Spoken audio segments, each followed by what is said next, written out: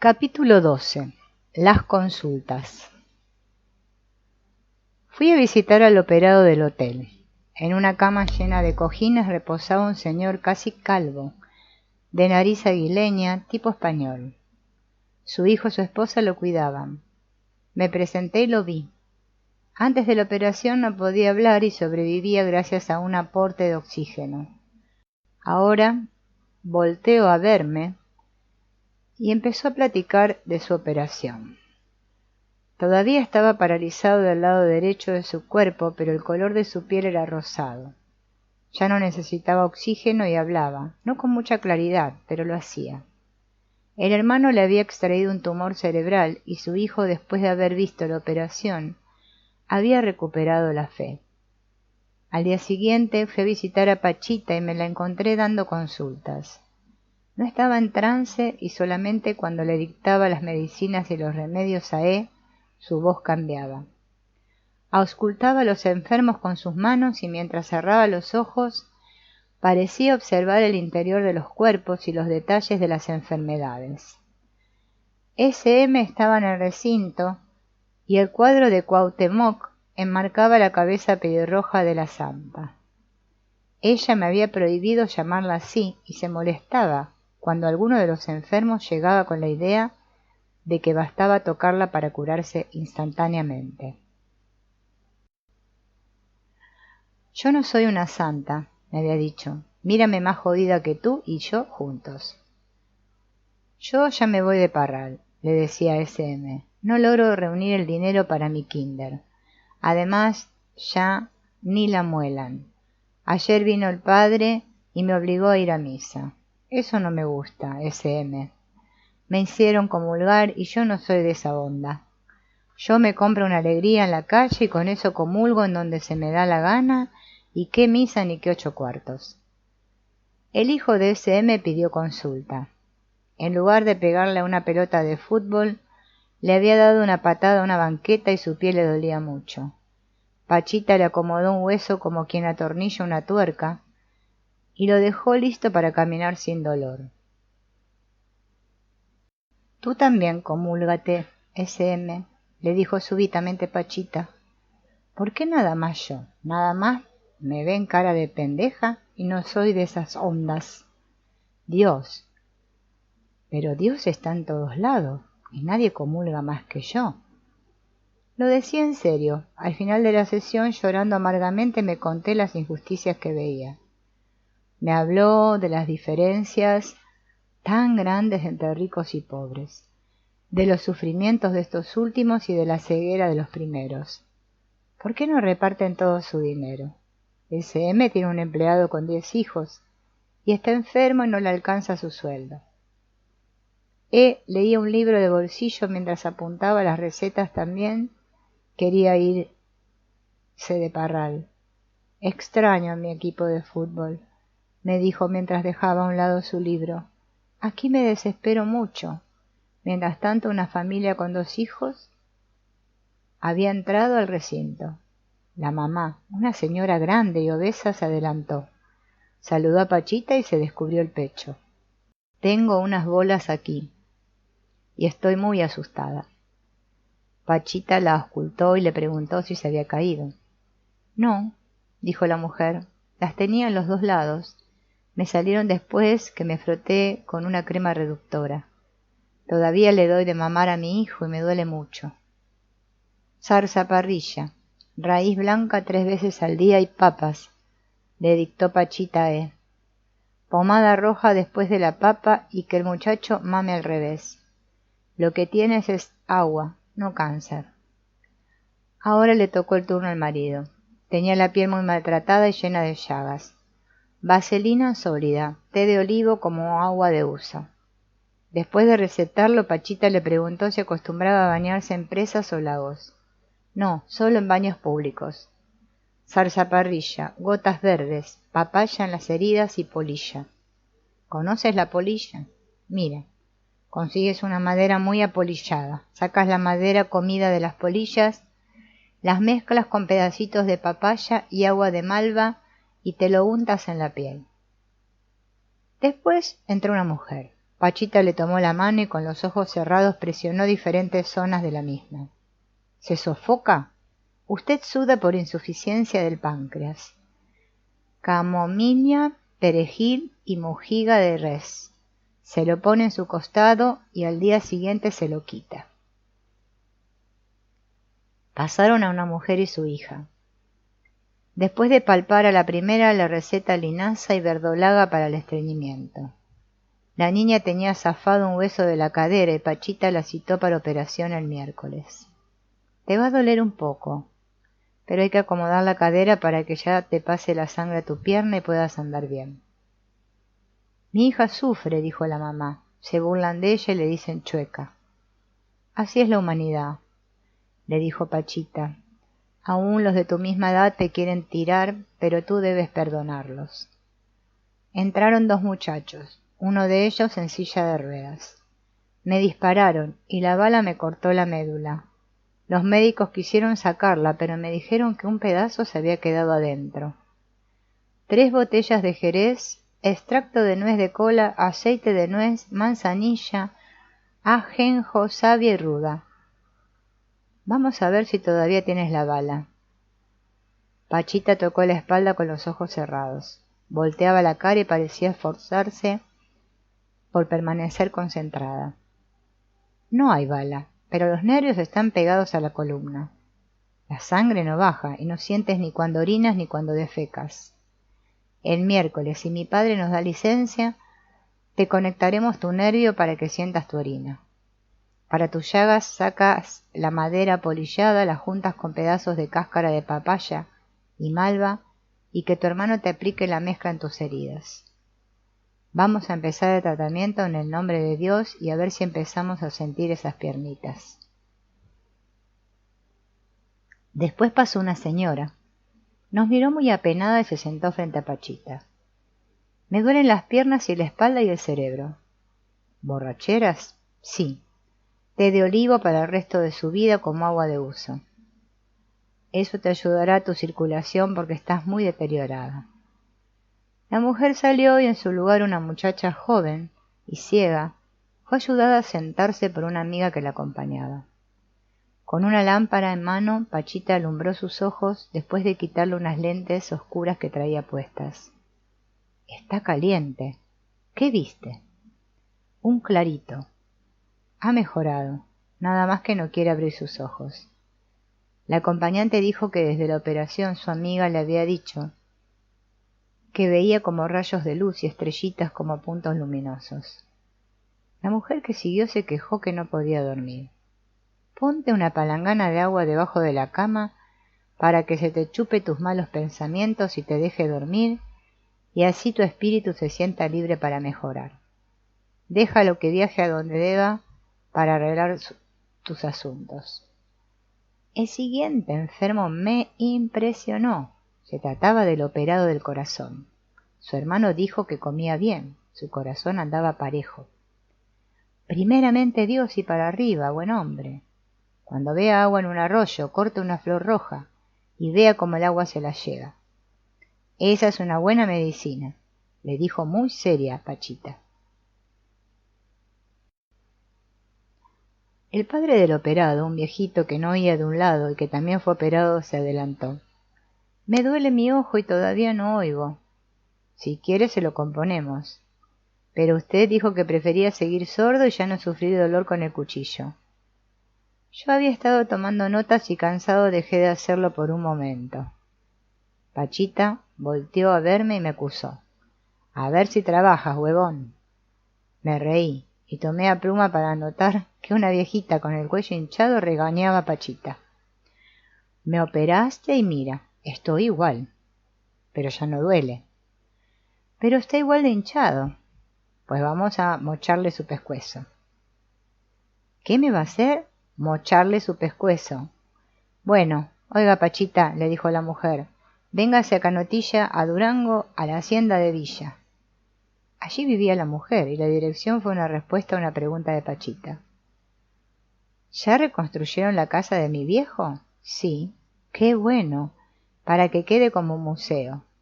A un señor que pasó después, Pachita le detectó una úlcera y le dijo: «Usted está anémico y tiene úlcera. Venga el miércoles y se la quitamos». «¿Y cuánto me va a costar?» «80.000 pesos». «Ay», se quejó el hombre, «no tengo dinero». «No, hombre, no me pague nada, me paga cuando se cure. La próxima vez que venga yo a Parral, entonces sí lo persigo para cobrarlo». Después sentó el americano de la rodilla postiza.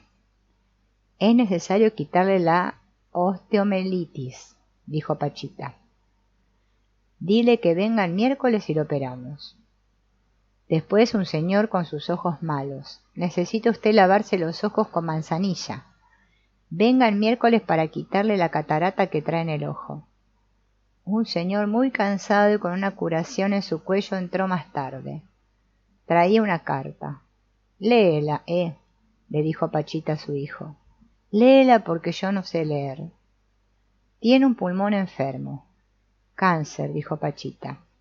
Pachita le palpó la espalda y le pidió que hablara. «Hierba para la tos en leche, alumbre en agua. Vamos a operar ese pulmón. Venga el miércoles. Berenjena y gotas verdes».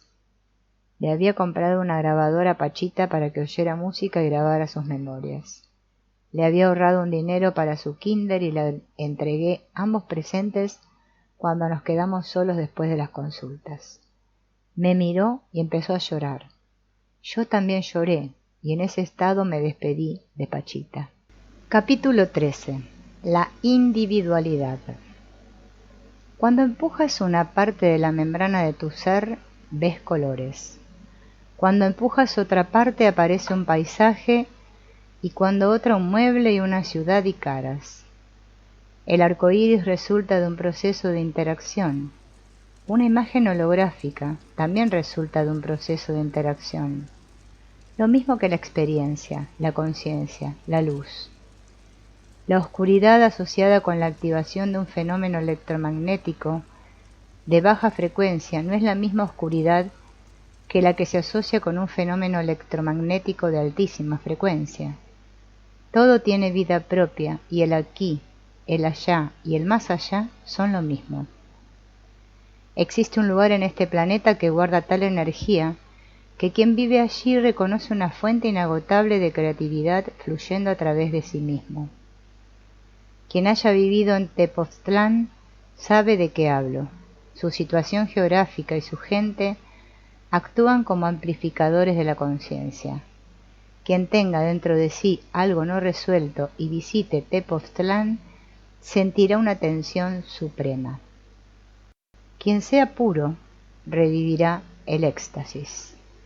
Recuerdo que después de vivir un año en Nueva York haciendo investigaciones cerebrales y completamente decepcionado por la imposibilidad de penetrar en la conciencia utilizando la tecnología psicofisiológica contemporánea, decidí buscar un lugar adecuado para recorrerme a mí mismo y fui a dar a Tepoztlán. Encontré allí a R, mujer extraordinaria que me enseñó la inexistencia de la dicotomía externo-interno, y a John, quien me introdujo en la conciencia de la unidad. Después de 2 años, resolví regresar a la Ciudad de México. He vivido 2 años en la ciudad, y el constante lidiar con las estructuras rígidas me han alejado del verdadero ser. Había dejado de visitar Tepoztlán por temor, y cuando conocí a Pachita sufrí una verdadera crisis y un nuevo despertar. Me enfrentaba a la realidad de la existencia de entidades espirituales y a la ilimitada capacidad de la conciencia y la mía propia, confieso, no estaba totalmente preparada para la revelación. Después de 2 meses de trabajo con Pachita, sentía que despertaba de nuevo en la vivencia de un verdadero desarrollo y en la visión del ser humano como poseedor de una esencia extraordinaria. Al regresar de Parral, ansiaba volver a la casa de Pachita y seguir con la obra del hermano. El viernes sentí que algo extraordinario pasaría en mi reencuentro con Pachita, y todo el día lo viví en un estado de excitación y conciencia clara. En la mañana me di cuenta que la mujer que había amado durante 3 años no era para mí, Y esto, junto a la sensación de que algo extraordinario me ocurriría, me hizo comprender la razón de las terribles tormentas que ese día azotaron a la Ciudad de México. A las 7 llegué a la casa de Pachita, experimentando un estado de absoluto éxtasis. Varias gentes esperaban su turno para ser operadas, y al acercarme a la puerta del recinto escuché mi nombre 2 veces pronunciado. Volteé en dirección del sonido y encuéntrese con R. Esto es, me dije inmensamente emocionado, vuelvo a estar en contacto con los seres a quienes verdaderamente siento como hermanos. Y este encuentro con R es solo el principio. Nos abrazamos sin poder creer que estábamos allí, y después penetré el recinto. La cama de las operaciones estaba colocada contra la pared, de tal forma que no pude colocarme en mi lugar habitual. Me paré junto al cuerpo de Pachita y me di cuenta que el hermano estaba creando un ambiente de extrema serenidad y calma. Nos saludamos y con una voz muy profunda me explicó que la zona cercana a la pared se había purificado y por ello la cama de operaciones había sido cambiada de posición. Mi carne, continuó el hermano, estaba muy triste porque creía que ya no vendrías más.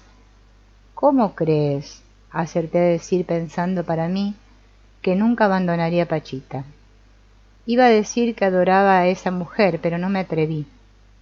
Eres un llorón, me dijo a continuación el hermano, un verdadero chillón. Se refería a la despedida de Parral, y sintiéndome cohibido, intenté explicarle que ver llorar a Pachita me producía tal dolor que tenía que acompañarla en su llanto. Pero tampoco se lo dije, aunque estoy seguro que captó mis pensamientos. Qué tristeza tan grande, ¿verdad, Jacobo? Vivimos mucho dolor en Parral, y mucha hipocresía. El hermano bromeó diciendo que yo estaba deseando regresar a Parral y que solo esperaba la más mínima oportunidad para retornar allí. Todos reímos y nos preparamos para la operación. Candelaria ocupaba la posición de afanadora y se ocupaba de cortar algodones y empaparlos de alcohol cuando llegó el primer enfermo. Si recuerdo mis primeros días al lado del hermano y los comparo con mi visión presente, me asombro de mis cambios. Al principio me costaba un trabajo terrible pensar que el hermano existía como una entidad independiente y conservando su individualidad.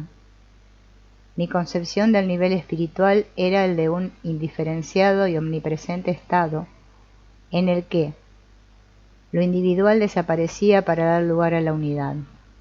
A pesar de haber visto a don Lucio hablar con espíritus y de haber desarrollado toda una técnica para recuperar la memoria de vidas pasadas, no había logrado aceptar la existencia de lo individual más allá del plano orgánico.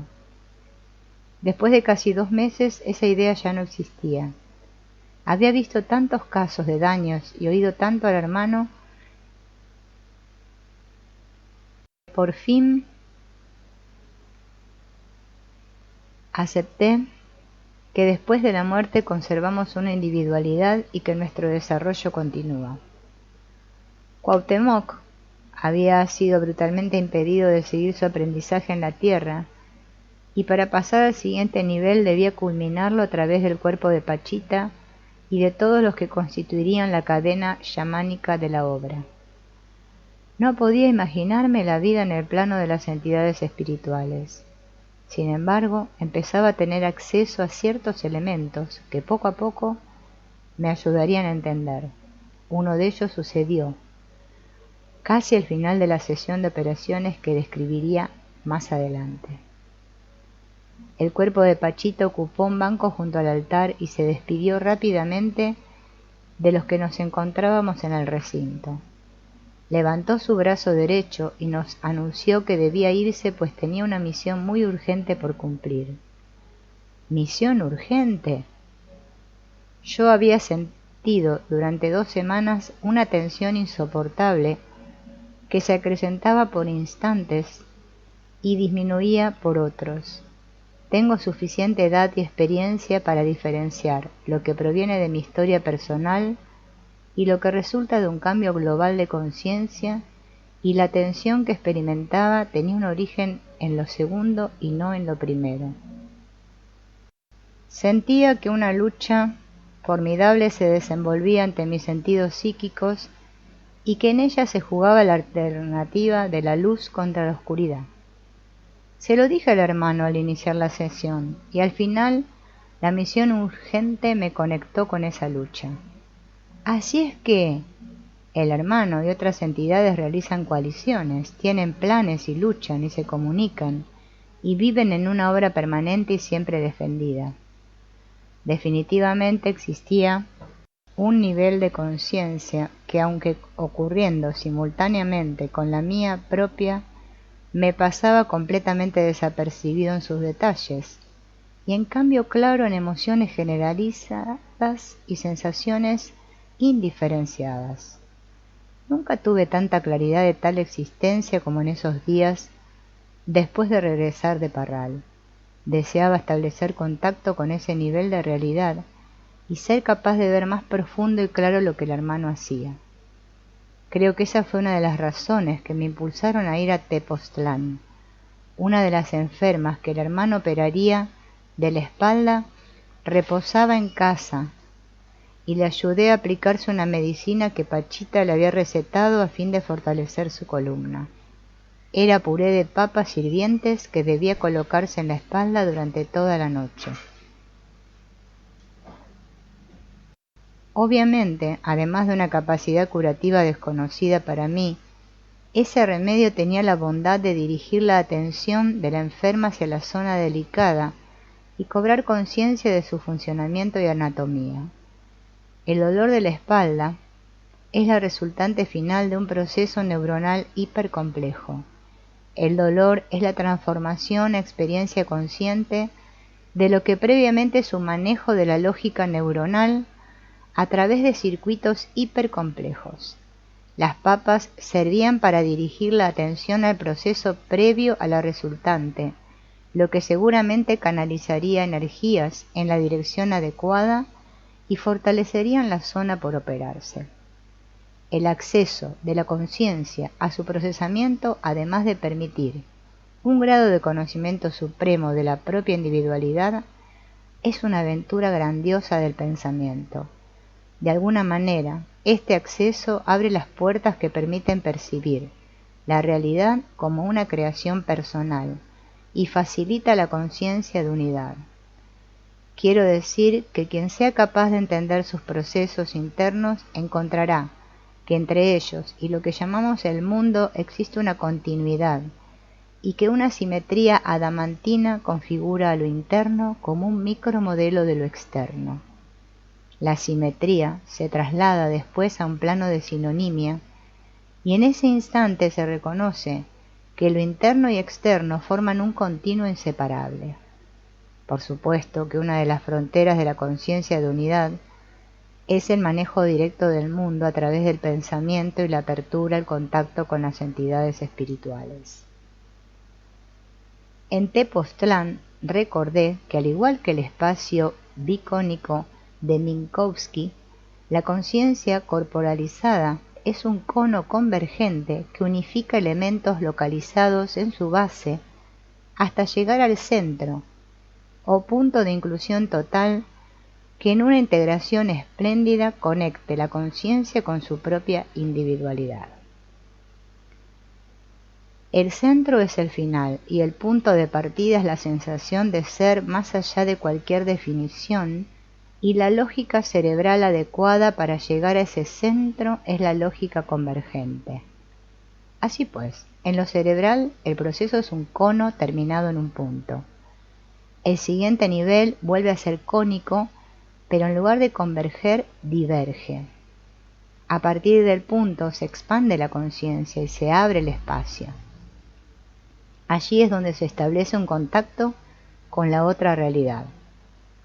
Pachita había tenido que vivir innumerables experiencias para dejar atrás otras tantas ilusiones y establecer un contacto total y permanente con su centro de conciencia. Después apareció el hermano. También recordé en Tepoztlán que a partir de cierto nivel de vida, las ilusiones se reconocen y se descartan como falsas. Así sucede con el sexo, el ego, las dependencias emocionales y el mundo material. Se comienza a aceptar únicamente aquello que es permanente dentro de todos los cambios, aquello que unifica lo aparentemente disperso, y el único motivo de supervivencia es mantener esa esencia redescubierta y conservarla libre de estructuras, tentaciones e ilusiones de placer y gozo efímeros. La primera paciente era una bebé de pocos meses. Su cuerpecito delicado fue abrazado por el hermano y después colocado en la cama de operaciones. Su carne era delicada y frágil y sufría de una debilidad general y retraso motor intenso. El hermano comentó acerca de la fragilidad de las criaturas y haciéndome sostener esa cabecita diminuta entre mis manos, introdujo el cuchillo de monte en la nuca de la criatura. Giró varias veces el cuchillo y convencido que había organizado algo dentro de la masa cerebral, lo sacó y cerró la herida. Vendamos a la criatura y se la entregué a su madre, quien agradeció la intervención. Enseguida pasaron los padres de la niña, sobreanestesiada, y ella misma en su silla de ruedas. El hermano tomó el brazo de la niña y le pidió a ésta que se levantara de su silla de ruedas. Vi el asombro y la ilusión en la cara de sus padres y me apresté a ayudar a la bellísima inválida. Parecía haber entendido la orden del hermano, y con un esfuerzo titánico y emocionado se levantó de la silla y permaneció parada durante un instante. Su cara reflejaba el esfuerzo y sus ojos mudos reflejaban un conocimiento recién adquirido. La niña había empezado a mostrar signos alentadores de coordinación motora, y mientras Pachita permaneció en parral, se había caído de su silla en uno de sus intentos por caminar por ella misma. El hermano comentó que la caída había sido una bendición, porque había ayudado a conectar dos partes del cerebro que eran necesarias para el siguiente nivel de recuperación. La acostamos boca abajo y yo le sostuve sus piernas mientras su padre hacía lo mismo con su cabeza. Yo había visto por lo menos 3 operaciones de cerebro realizadas en ella, y ninguna infección, que en otras condiciones un cuchillo de monte sin esterilizar y en contacto con vientres, pechos, penes y vaginas infectadas, debería necesariamente provocar. Noté una rigidez extrema en las piernas de la niña, y el hermano comentó con gusto que ella también se enojaba, y a eso se debía la tensión de su cuerpo. El cuchillo penetró el cuero cabelludo y parte del cráneo, y yo presté mucha atención a la sangre que brotaba de la herida. Era muy extraña, y ya la había percibido varias veces y en muchos enfermos. Su coloración era roja como la sangre normal, lo mismo que su olor, pero su consistencia era extraña en extremo. La única forma que se me ocurre para describirla es una pasta constituida de esferas gelatinosas de aproximadamente 5 milímetros de diámetro, recubiertas de una membrana elástica. Eso brotó de la cabeza de la niña, y mientras el hermano trabajaba con el cuchillo, hablaba acerca de la necesidad de conectar y reconectar nervios y estructuras cerebrales. Por fin terminó, cerró la herida y comentó que pronto habría una recuperación colosal. Cuando le platiqué de este caso, de pronto recordé que había visto cómo el hermano injertaba pedazos de cerebro en la masa encefálica de pacientes, en sustitución de otros dañados, y un escalofrío tremendo recorrió todo mi cuerpo. Colocar pedazos de cerebro como injerto era trasladar parte de la conciencia de varias personas a otra, por lo que la recuperación de esta última necesariamente debía ser distinta a la esperada sin las partes ajenas. ¿Qué sucede con la conciencia así injertada? ¿Quién es el que despierta? Me imaginé a la niña completamente recuperada, hablando y pensando, y siendo, y pensé que su conciencia sería algo absolutamente distinto de la conciencia que sus padres habían conocido. Le pregunté a R si, en su opinión, el centro no cambiaría, y me contestó optimista que así sería. La recuperación debía ser gradual y no abrupta, entre otras cosas, para permitir la unificación y la integración de la conciencia. Al terminar la operación de la niña recordé a Patanjali y sus aforismos sobre yoga, sobre todo cuando menciona que la finalidad es lograr que el lago de la mente no tenga olas, para que así la mente pueda verse cristalina a sí misma. Recé por la recuperación de la niña en un nivel de cristalinidad y paz, y me asusté al ver al siguiente paciente. Era una señora espantosamente hinchada. El hermano la había operado del hígado y de sus riñones semanas antes, y yo había asistido en aquella operación. Recordé los rezos de la mujer en la primera ocasión, y me pregunté el porqué de su retorno. El hermano explicó que el injerto que había hecho no había pegado y que eso significaba que había una razón poderosa y no azarosa para la contingencia. Mientras yo sostenía la mano de la enferma, perforó el abdomen y su hinchazón pareció salir de la incisión en forma de un chorro caliente de sangre que me empapó la cara y la ropa. Enceguecido por la sangre y chorreando de la barba, le pedí un algodón con alcohol a Cande. Me restregué y supuse que también debía haber una razón para ese bautizo en sangre, pero no supe dar la respuesta al porqué. Saturé la herida y después de ver cerrarse la tremenda incisión y de no reconocer ninguna cicatriz de la primera ocasión, vendé. Una señora americana de edad adulta ocupó la mesa. Le dolía su pierna izquierda. El hermano había detectado que el fémur se hallaba fuera de su sitio y se preparó para abrir la pierna y colocarlo en su lugar. Me explicó que debía jalar la pierna para ayudar en la colocación, y yo me apresté para hacerlo. Le tomé la mano a la señora y le pedí que me la apretara para calmar su dolor. Una de las condiciones para la operación era que las piernas de la enferma debían estar relajadas y completamente rectas, pero el dolor y el miedo impedían lograr lo anterior. La enferma apretaba mi brazo derecho, mientras mi izquierdo se preparaba para ayudar a dar el tirón necesario para colocar el fémur. El hermano abrió la pierna y maniobré directamente sobre el fémur, mientras la señora gritaba de dolor. Sentí que debía utilizar mis dos manos para jalar y traté de soltarme la derecha, pero la mujer no quería dejarme ir. «Jala, Jacobo, jala». «No puedo, no quiere soltarme la mano». El hermano rió ante mi situación y en una maniobra acrobática me tuve que subir a la cama para que tirara de la pierna. «¿No te quieres soltar, Jacobo?», me preguntó bromeando el hermano, mientras todos oíamos los tronidos de un hueso encajando en otro. Por fin el fémur había ocupado su lugar, y la enferma sintió que el dolor menguaba, y que había recuperado completamente el movimiento de su pierna. Le pedimos que la moviera en todas direcciones y lo hizo alegremente y sin dolor. Después me contaron que los gritos de la operada y los míos propios, ordenándole que se relajara, habían sido escuchados en toda la cuadra. El último enfermo era un músico de Nueva York, completamente sordo, de su oído derecho. R lo había traído y, curiosa, asistía a la intervención. Nos saludamos dentro del recinto y el hermano, tras hacer un campo alrededor del oído, introdujo casi todo el cuchillo a través del mismo. Iba a abrir el caracol para devolverle la función al oído. La operación duró largos minutos y no fue concluida hasta que S indicó que escuchaba levemente. Vendé la cabeza y recordé que me había regañado varias veces y con toda razón por dejar sueltas las vendas. En Tepoztlán vi a S en casa de R. El vendaje le daba una apariencia de un Van Gogh venido a menos y preocupado por su recuperación.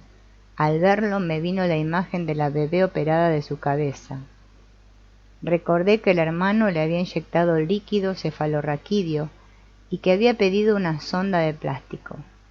Había introducido esta última en el cerebro mientras que el otro extremo se lo había colocado en la boca para chupar o quizás inyectar un líquido rojizo que parecía sangre.